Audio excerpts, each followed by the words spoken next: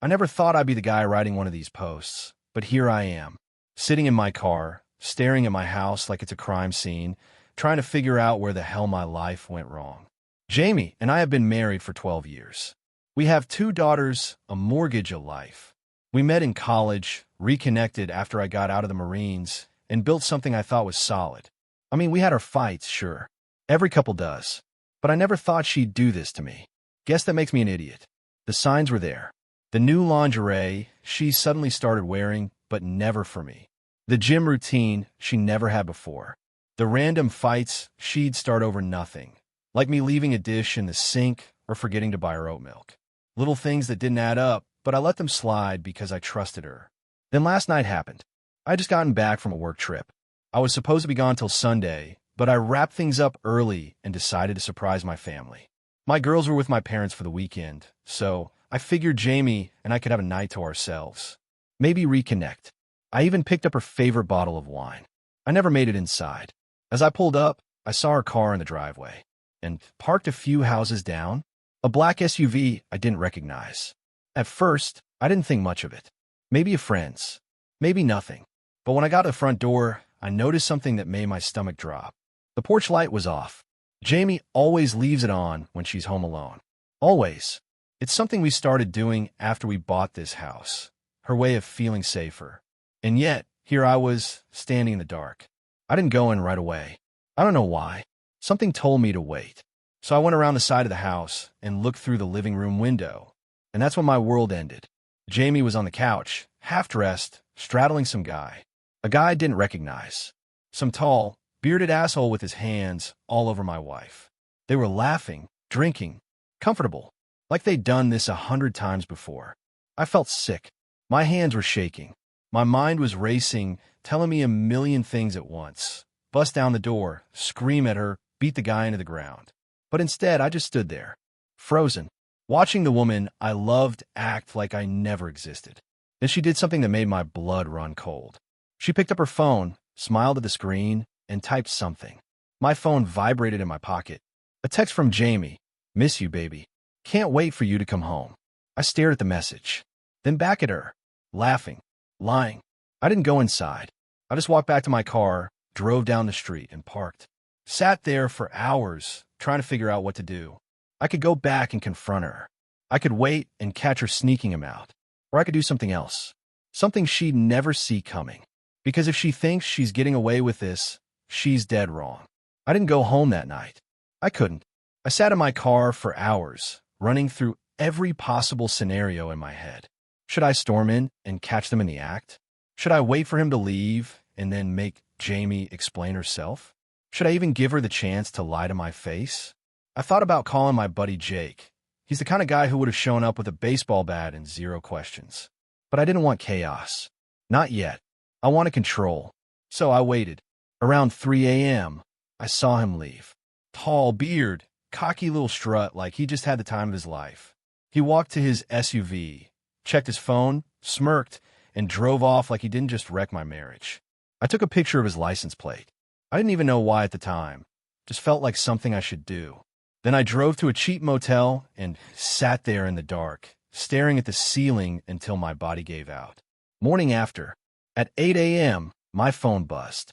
Jamie, good morning, baby. I missed you so much last night. Hope you're having a good trip. Call me when you wake up. I almost laughed. Almost. The level of disrespect was mind-blowing. Lying was one thing, but the effort she put into it, the fake concern, the little heart emoji at the end of her text, it was like she enjoyed it.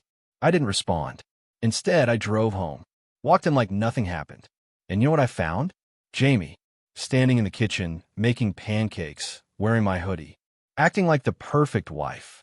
Hey, baby, she beamed, coming over to kiss me. You're home early. Why didn't you call? I would have picked you up from the airport. I looked at her, really looked at her, and for the first time in 12 years, I saw her for what she was. A liar. A damn good one, too. I let her kiss me. I even hugged her back. And the whole time, I was picturing her on that couch with him. The way she laughed. The way she touched him. The way she sent me a text while he was probably still inside her. How was the trip? She asked, flipping pancakes like nothing was wrong. I sat down at the table, watching her, studying her, Long, I said. Tiring. She pouted. Ah, poor baby. At least you're home now. I missed you so much. The audacity. I wanted to grab her phone and shove it in her face. I wanted to ask her if she missed me before or after she let another man inside her. But I didn't, because now I had a plan. Jamie had no idea that I knew. No idea that I saw everything. And if she thought she was getting away with this, she had another thing coming.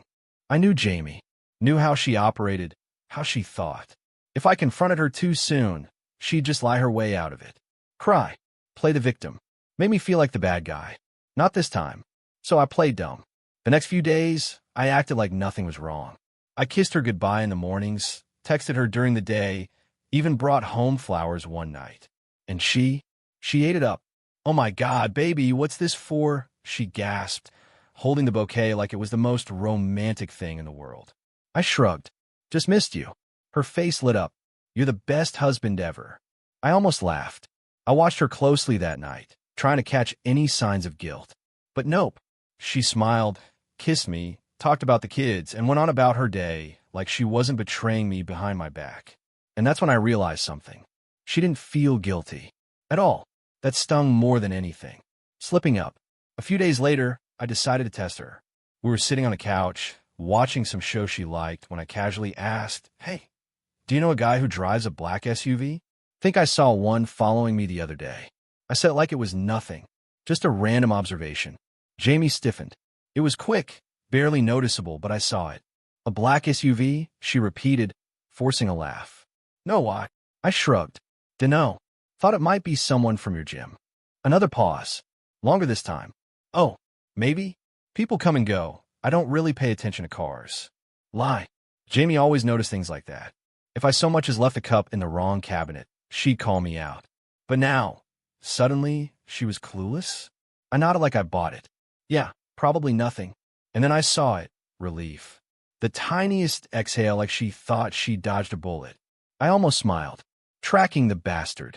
I needed to know who he was. So, I ran the license plate I snapped that night. Asked a buddy of mine who worked in insurance to pull it up for me. When I got back, some guy named Nathan Coleman. Didn't ring a bell. No mutual friends on social media. No connection I could see. Just some random guy my wife was screwing. Until I dug a little deeper. Nathan worked in sales.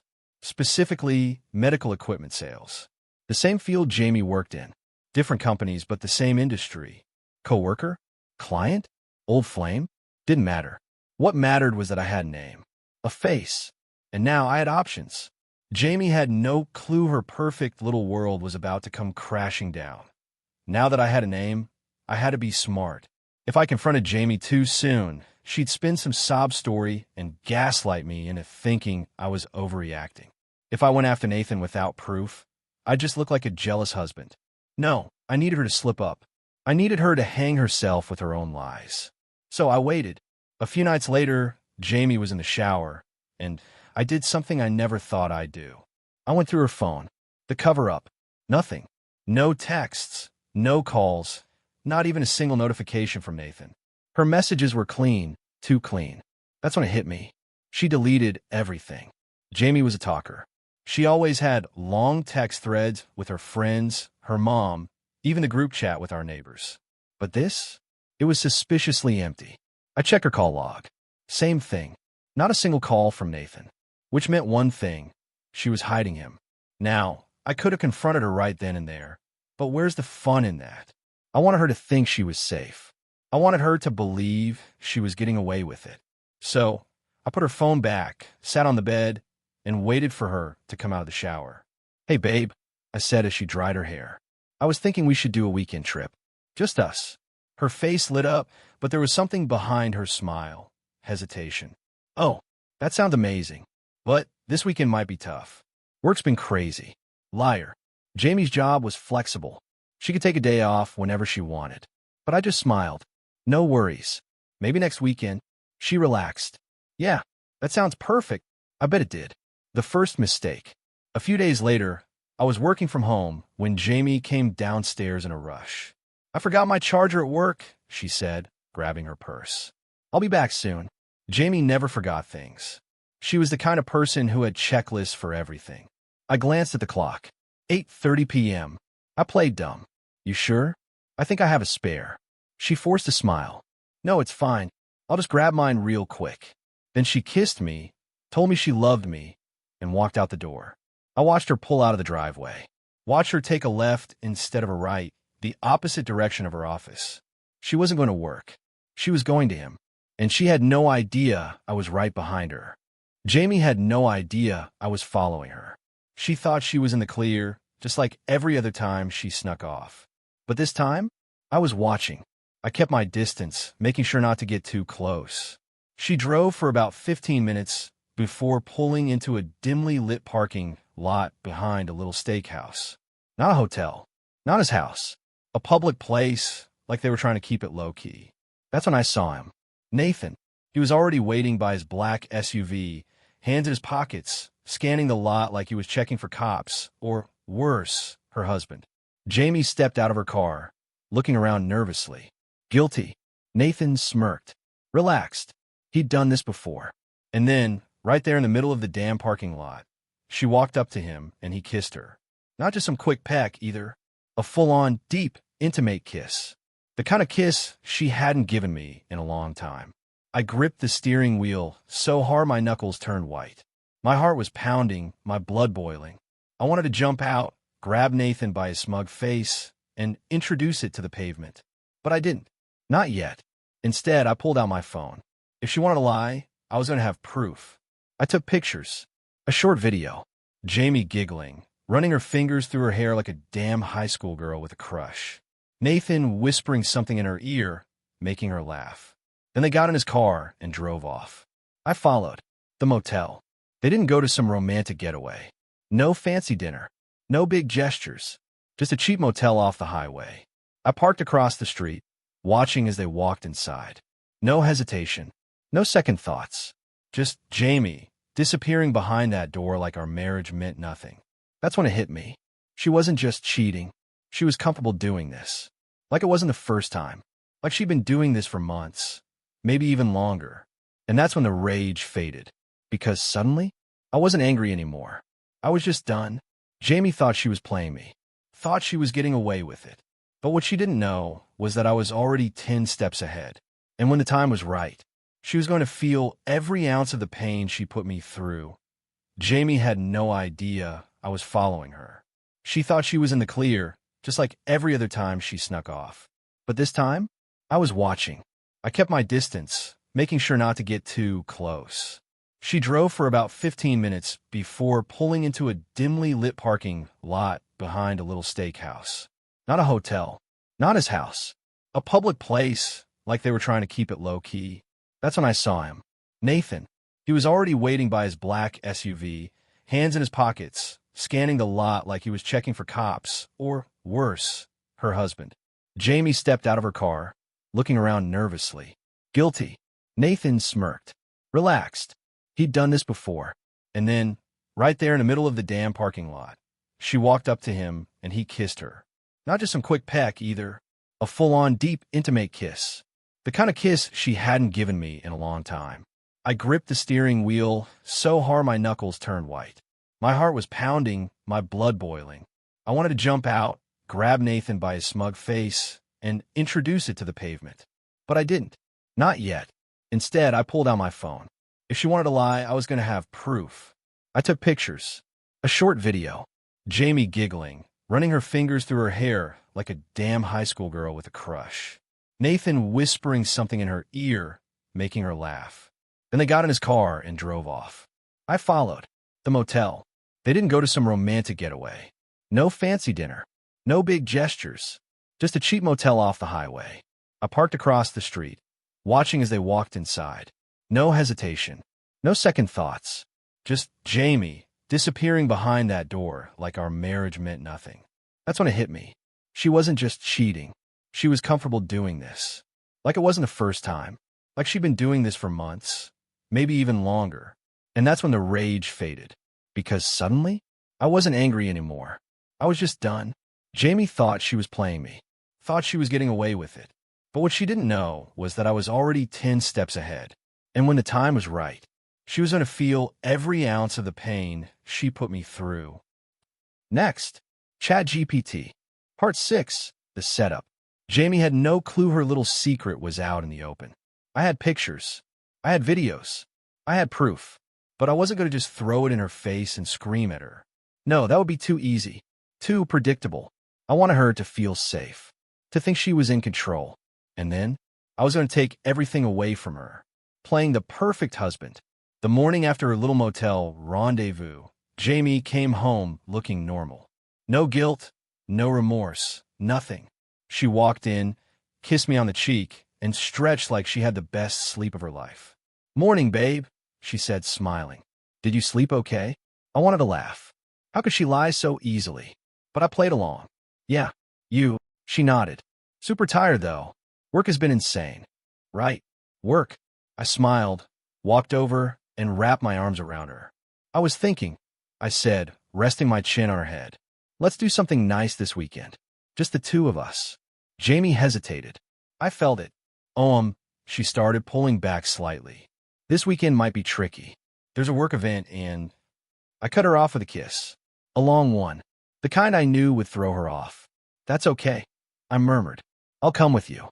Her body tensed. "Oh, you'd probably be bored." "Nah," I grinned. "I like seeing you in your element."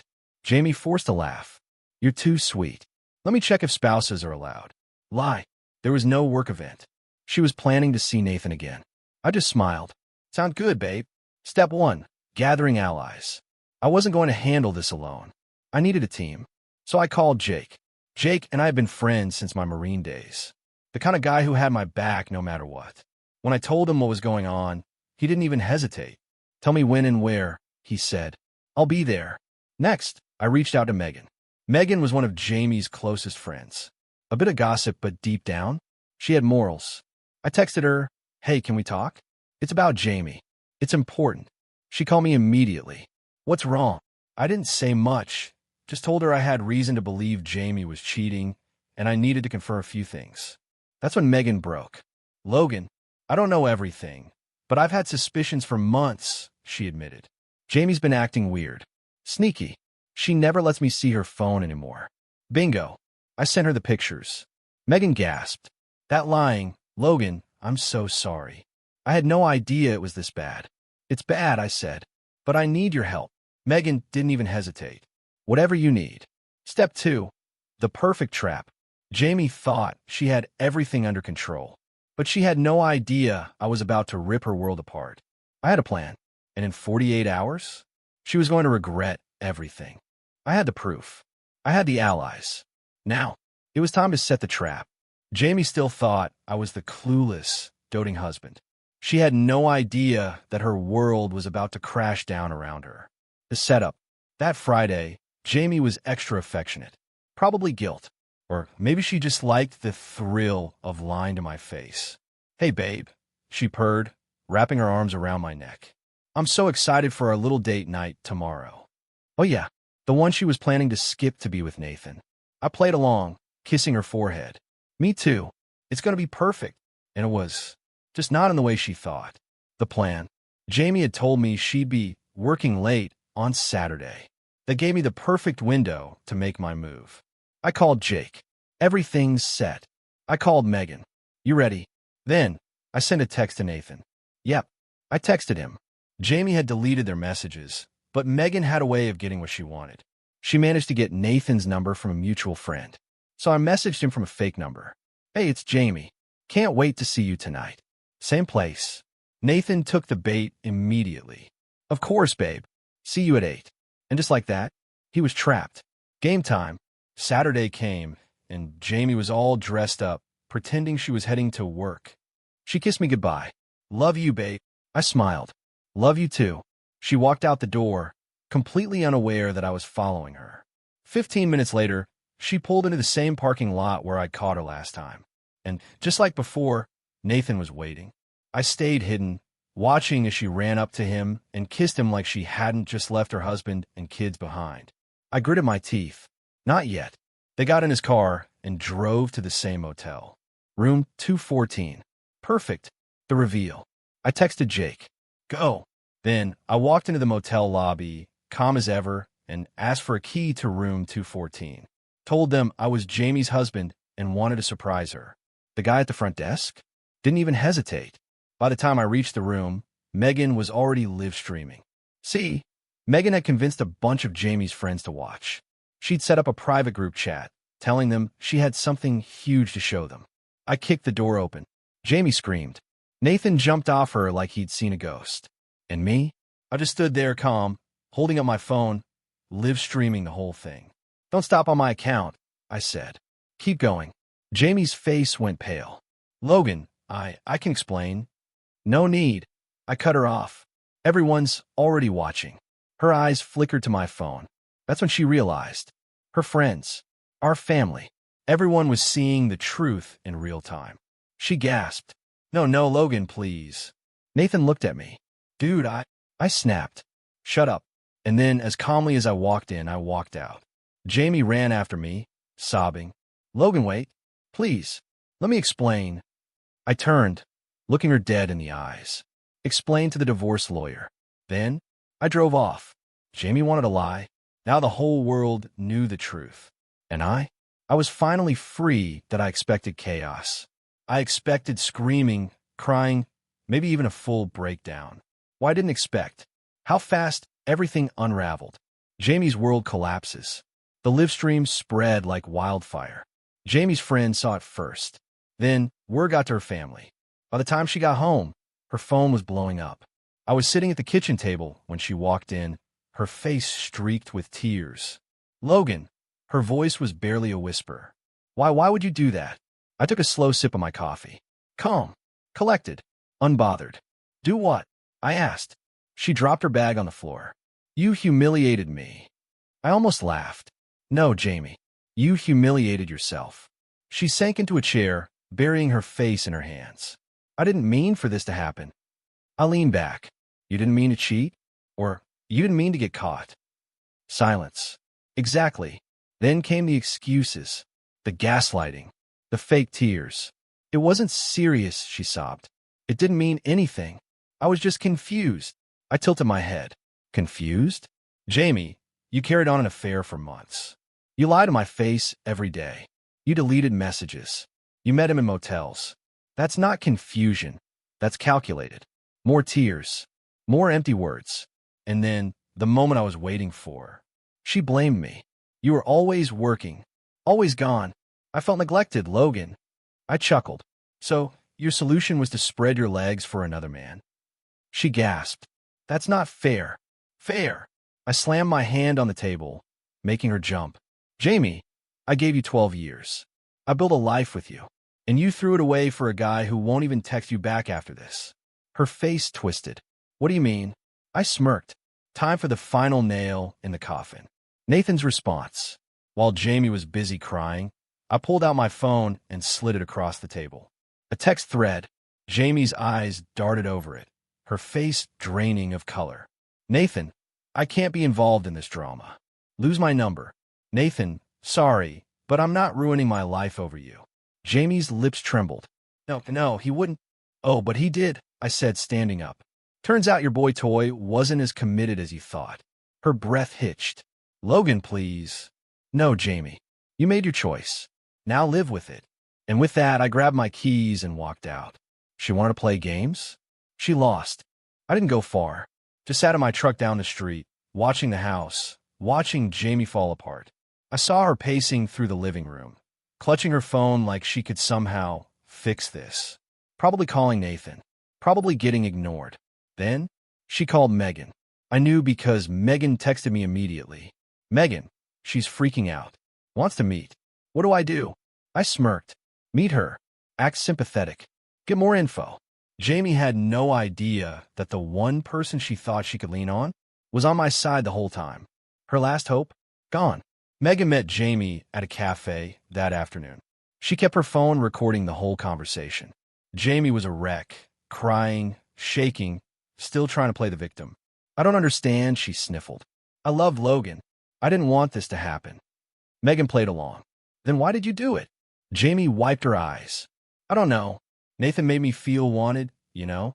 Logan was always working, and I got lost. Megan pressed her. Did you ever think about telling him? Trying to fix things? Jamie hesitated. Then, She made her biggest mistake yet. I thought about leaving him, she admitted. Nathan and we talked about it. He said he wanted me to be his, and I almost did it. Megan, so why didn't you? Jamie let out a hollow laugh. Because Logan is safe. Safe. Not loved. Not cherished. Not respected. Safe. Megan sent me the recording that night. And when I heard those words, any last shred of emotion I had for Jamie was gone.